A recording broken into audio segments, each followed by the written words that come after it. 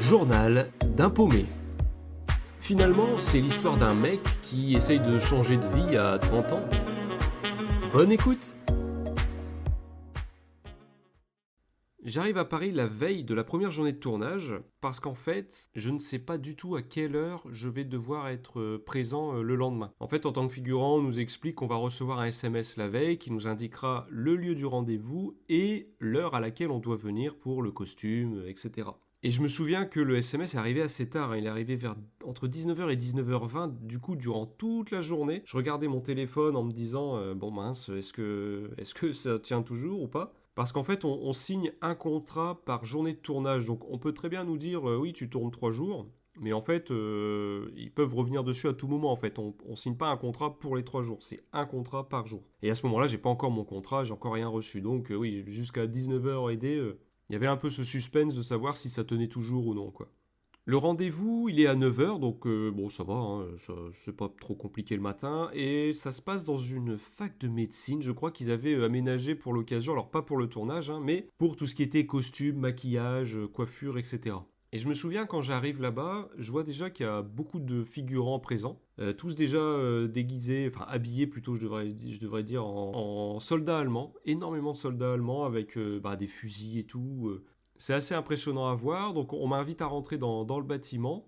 Et plus je monte, plus je croise de figurants, et là il y a un peu de tout, il y a des résistants, il y a des soldats français, il y a vraiment voilà, énormément de monde. On me fait patienter dans une salle d'attente, et ce qui m'a marqué, c'est oui, quand je suis entré dans la salle d'attente, j'ouvre la porte, et là il y a plein de mecs assis en officier allemand qui tournent la tête, qui me regardent, et la scène est assez spéciale. Assez rapidement, on m'appelle pour me faire venir dans la salle pour enfiler mon costume. J'y laisse mes affaires en fait, hein. Une fois que le costume est mis sur le même cintre où il y avait le costume, et ben on laisse les habits classiques, hein, avec nos affaires personnelles. Et en fait, je laisse mon téléphone portable avec ces affaires-là parce qu'on nous dit que voilà, il faut pas prendre le téléphone portable. Sauf que une fois arrivé sur le plateau de tournage, je vais me rendre compte que tous les figurants littéralement ont gardé leur téléphone portable. Donc je me suis un peu fait avoir sur ce coup-là, mais bon, c'était mon premier jour en même temps. Et puis c'est ça, c'est que je prends pas mon téléphone, mais j'ai l'idée merveilleuse de prendre avec moi ma grosse gourde métallique qui va plus me gêner qu'autre chose une fois sur le plateau, mais bon bref. Après la coiffure, on m'envoie au maquillage. Alors bon, moi ça va assez vite parce que j'ai pas de blessure ou autre, mais je me souviens que oui, certains figurants qui jouent des soldats, etc., ont beaucoup plus de maquillage à avoir que moi. Et la dernière étape, ça va être le patinage. En fait, le patinage, c'est pour donner un sentiment d'usure au costume, selon le contexte dans lequel tu tournes. Parce qu'en fait, les costumes de base, ils sont nickel chrome, hein. Et pour donner un minimum de crédibilité, puisque c'est un film un peu dans un contexte de guerre, etc., on passe au patinage. En fait, c'est comme une petite éponge, hein, j'ai découvert ce jour-là, qui vient tamponner ton costume à certains endroits pour donner un effet de poussière. Et au moment du patinage, on se rend compte que mes chaussettes ne vont pas convenir. En fait, on avait eu la consigne de pas mettre des chaussettes à motifs, etc. Fallait privilégier des chaussettes noires ou des chaussettes marron. Et moi, je sais pas pourquoi, mais ce matin-là, j'ai mis des chaussettes bleues foncées. Et vraiment foncées, je me suis dit, bon, c'est bon, ça passe. Et en fait, non, ils ont vu mes chaussettes, ils ont dit, oulala, faut changer ça. Et donc, ils m'ont fait enlever mes chaussettes et ils m'ont fait mettre des chaussettes noires. Sauf qu'à ce moment-là, j'étais déjà sorti. En fait, le patinage, ça se passait en dehors du bâtiment où il y avait le costume, les affaires et tout. Et donc on prend mes chaussettes, on dit on te les met dans la boîte à tournage. J'ai aucune idée de ce que c'est cette boîte à tournage, mais je dis d'accord, il faudra que tu penses à les récupérer. Sachant que ces chaussettes j'y tiens un petit peu parce que mon oncle me les avait offertes à Noël. Alors oui, je sais que la question qu'on se pose est mais qui offre des chaussettes à Noël sérieusement? Mais ce sont des chaussettes de très bonne qualité. Et puis on va pas s'attarder sur ce point-là. Le dernier passage, une fois patiné, etc., c'est chez l'armurier. À la base, je devais avoir un pistolet, parce que je suis aide de camp, donc officier. J'ai un holster en cuir pour ranger l'arme et tout, sauf que ce holster ne correspond pas au modèle de pistolet que j'étais censé avoir, donc finalement, je n'ai pas de pistolet et on m'enlève mon holster. On est envoyé par groupe de figurants sur le lieu de tournage, en fait, qui est pas très loin, à pied. Donc je traverse plusieurs rues en costume avec autour de moi des soldats allemands, etc. Donc autant dire que les gens, ça les interpelle quand même. On voit qu'il y en a qui prennent quelques photos rapidement ou Je me souviens d'une vieille dame qui râlait un peu, alors peut-être que ça lui rappelait des souvenirs, j'en sais rien. Et d'ailleurs, je me souviens de quelqu'un qui avait fait tomber son parapluie et un des figurants ramasse et lui tend le parapluie. Et en fait, elle prend le parapluie en remerciant, mais elle fait pas tout de suite gaffe. Elle lève la tête seulement après et elle voit que c'est un mec déguisé en officiellement. Et on voit qu'elle a sursauté. Elle était vraiment pas prête à se retrouver face à un mec comme ça. J'arrive sur le plateau de tournage, donc je découvre un vrai plateau de tournage professionnel. C'est impressionnant. Il y a plein d'appareils partout. Il y a plein de monde partout. Alors le lieu, sans en dire trop, en fait, c'est comme une gare aménagée sur l'époque. Hein. Donc en fait, il y a des affiches, il y a des douilles par terre, il y a même des véhicules d'époque qui sont garés, etc. La plupart des figurants et des acteurs, d'ailleurs, hein, qui ont des rôles spécifiques, ben, sont déjà présents. Et lors de ce premier tournage, en fait, j'ai l'occasion de discuter quand même avec plusieurs personnes qui sont figurantes ou silhouettes. Et mon image des figurants a changé à partir de ce jour-là parce qu'à la base, moi je pensais que les figurants en grande partie c'était des gens, bon voilà, il y a un film qui se tourne dans le coin, est-ce que vous voulez être figurant? Bon bah ok, oui. Mais voilà, c'était pas des gens issus du métier ou autre, juste voilà, des gens qui profitent de l'occasion qui se présente. Mais en fait, non.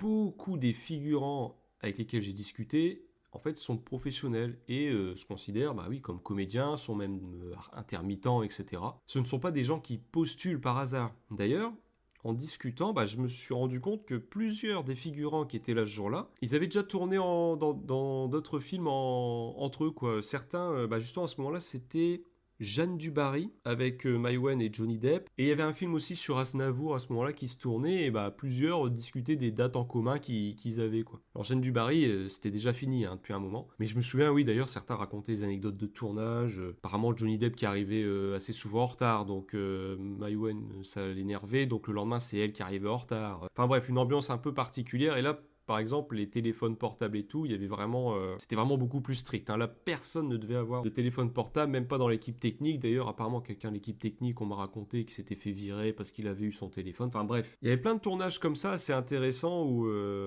enfin des anecdotes quoi que les gens racontaient, c'était assez cool parce qu'en fait discuter on va en avoir l'occasion plus d'une fois. Je me rends compte que sur toute une journée de tournage qui va durer assez longtemps hein, puisque moi je suis arrivé il était 10h30 je pense avec mon rendez-vous à 9h pour la préparation, mais les gens sont déjà depuis plus longtemps que moi pour certains et en fait la journée elle va se terminer je crois c'était 20h30. Ouais, 20h30. Et donc oui, je me rends compte que toute la journée de tournage, en fait, ça va être une scène qui va durer, sans mentir, 1 minute ou 1 minute 30 à l'écran. Vraiment. En fait, durant quasiment toute la journée, la scène est faite et refaite, mais selon différents plans. Et donc, bah, selon les plans où toi tu n'es pas censé être dans le champ ou pas, et ben en fait, on te fait attendre à l'arrière du plateau, quoi, et t'as vraiment le temps de discuter. Surtout moi, parce qu'en fait, ce jour-là, je n'ai pas servi à grand-chose, pour tout vous dire. Pour illustrer ça, en fait, cette journée-là, il y a énormément plu. Donc il y a eu beaucoup de fois des interruptions de tournage où ils étaient obligés de bâcher les véhicules, etc. Parce que les véhicules d'époque qui étaient là, en fait, ils avaient été recouverts de peinture pour coller au contexte et tout, sauf que c'était de la peinture à l'eau, donc bah, s'il pleut, la peinture à l'eau, ça tient pas beaucoup. Donc beaucoup d'interruptions, etc. Et en fait, moi, ma journée, si je devais la résumer en quelques phrases que j'ai eues, ça a été ah, viens, l'aide de camp, on a besoin de toi. Ah, bah en fait, non.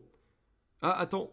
Bah en fait, non, tu peux revenir. Et sans mentir, 3-4 fois dans la journée, on m'a appelé comme ça. En fait, viens, on a besoin de toi. Ah bah non. Et littéralement, à un moment, je me souviens, c'est que on vient me chercher, on a besoin de toi. Donc je me lève.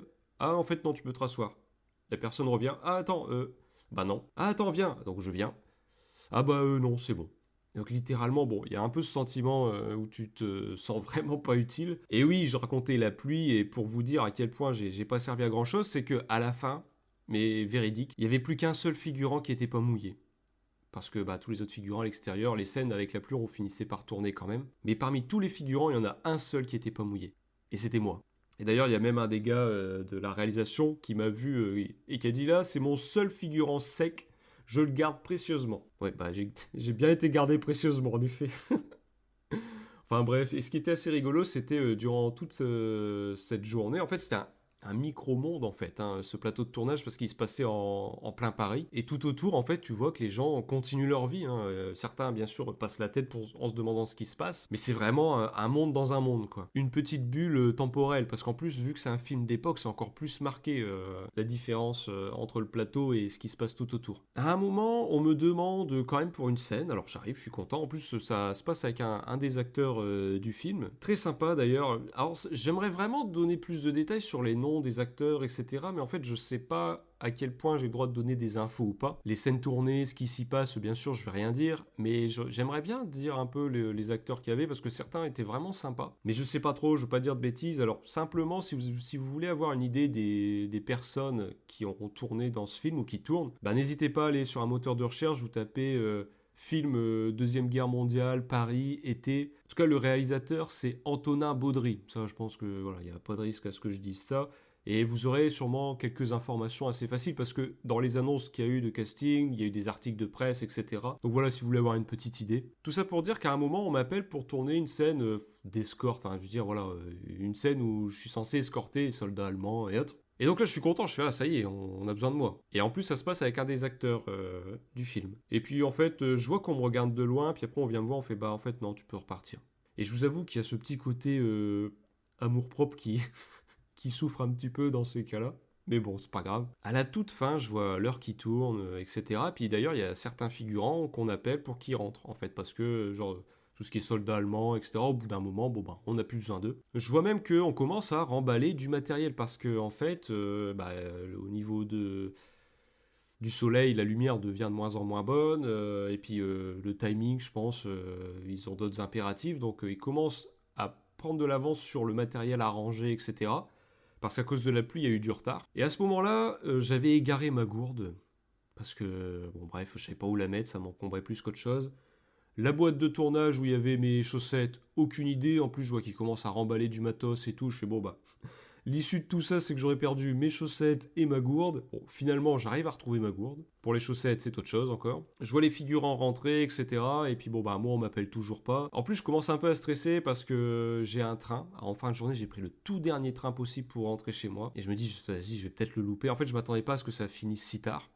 Mais bon, bah, c'est comme ça qu'on apprend au final à anticiper les prochaines fois. Et à la toute fin, je me souviens, il y a un assistant de réalisateur, bah, l'assistant qui m'avait fait tourner la petite scène là, lors de l'essayage, là où il m'avait donné un cintre et je devais faire semblant de tirer, etc. Il vient me voir, il fait ça y est, c'est ton quart d'heure de gloire, etc. En rigolant parce que bon, j'avais été un petit running gag hein, du mec qui servait à rien de la journée. Et on vient, et puis pareil, on me dit, bon bah là, il y a telle scène qui se passe et toi, tu vas passer derrière. On me dit juste, tu démarres là et tu vas à ce point-là. Ok, ça tourne, j'y vais. Et après coup, j'ai su que le réalisateur a revu la scène, une fois que juste après qu'elle ait été tournée, et en me voyant passer derrière, il a dit le gars derrière, on dirait qu'il part pisser.